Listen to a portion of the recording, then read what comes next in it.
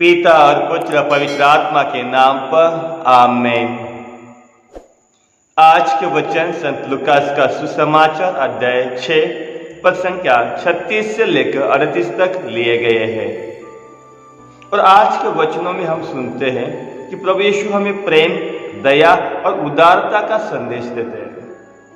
प्रभु यीशु ने अपने शिष्यों से कहा कि जैसे आपका स्वर्गीय पिता दयालु है, वैसे तुम दयालु बनो।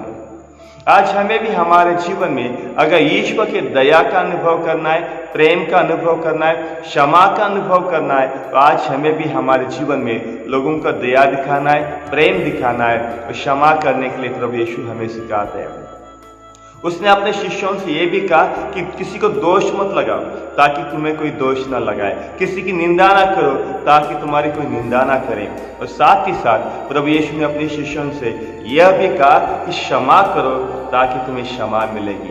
आज हमें प्रभु यीशु इन वचनों के द्वारा सिखाते हैं किसी की निंदा ना करें, किसी को दोष ना लगाना। कई बार हमारे जीवन में हम लोगों को दोष लगाते हैं, लोगों को गलतियां ढूंढने में हम व्यस्त हो जाते हैं। आज प्रभु यीशु हमें हमारे अंतःकरण की जांच करने के लिए बुलावा देते हैं। किसी को दोष लगाने से पहले आज हमें अपने आप से वो पूछना है, क्या मैं भी उसी की तरह गलत रास्ते पे हूँ?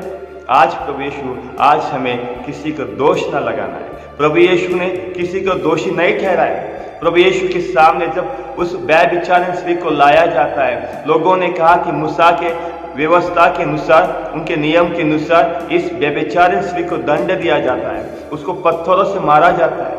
लेकिन प्रभु यीशु ने उन्हें कहा कि जिसने पाप नहीं किया वह सबसे पहले पत्थर उठा के उसके ऊपर मारे। प्रभु यीशु ने कहा जिसने पाप नहीं किया है वह पहले पत्थर उठाकर उसको मारे। और उसी समय हम देखते हैं कि बड़े से लेकर छोटे तक सब एक एक कर उसे छोड़कर जाते हैं। अब प्रभु यीशु ने उस स्त्री से कहा, क्या तुम्हें किसी ने दंड दिया है? और उस स्त्री ने कहा नहीं। तो प्रभु यीशु ने उन्हें कहा, मैं भी तुम्हें दंड नहीं देता हूँ, जाकर पाप ना कर। आज प्रभु यीशु हमें भी किसी को दोषी नहीं ठहराते, वो हमारी गलतियों को नहीं ढूंढते, वो हमें क्षमा करते हैं, वो हमें नया मौका देते हैं। आज हमें भी हमारे जीवन में लोगों को दोषी नहीं ठहराना है। उनको दोषी ठहराने से पहले आज हमें अपने अंतःकरण की जांच करना है, क्या मैं भी उसकी तरह हूँ? क्या मैं भी पाप की राह पे चलता हूँ? आज प्रभु यीशु हम सबको इन वचनों के द्वारा अपने अंतःकरण की जांच करने के लिए बुलावा देते हैं। और साथ ही साथ प्रभु यीशु ने उन्हें यह भी कहा कि आप क्षमा दो और आपको क्षमा मिलेगी। आज प्रभु यीशु हमें क्षमा मांगने से पहले लोगों को क्षमा देने के लिए भी कहते हैं। ईश्वर हमारे पापों की क्षमा करेंगे, उसमें थोड़ा भी संदेह नहीं है। लेकिन मुक्ति का अनुभव करना चाहते हो, क्षमा का अनुभव करना चाहते हो, तो आज हमें दूसरों को क्षमा करना सीखना है, दूसरों के बारे में अच्छी बातें करना है, उनको दोष नहीं लगाना है।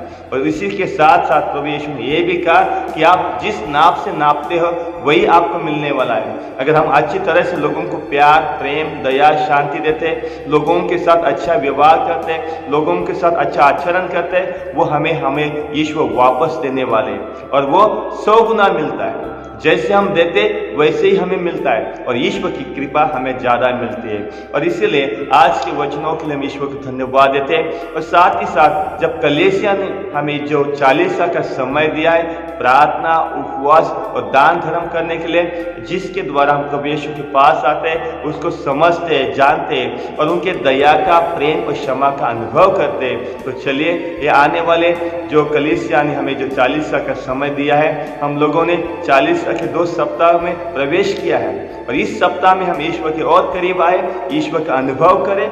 जिस तरह कल के सुसमाचार में प्रभु यीशु के शिष्यों ने उस देवी रूपांतर का अनुभव किया था, उसी तरह आज हमें हमारे जीवन में अपने इस आध्यात्मिक रूप को बदलना है और ईश्वर की महिमा का, उसकी आशीष और कृपादानों का अनुभव करने के लिए प्रभु यीशु हमें बुलाते हैं। तो चलिए, आज के वचनों के लिए हम ईश्वर को धन्यवाद देते हैं, ईश्वर की स्तुति और महिमा करते हैं। पिता, पुत्र और पवित्र आत्मा की बड़ाई होवे, जैसे वो आदि में थे अनंत काल तक सदा रहेगी। आमीन।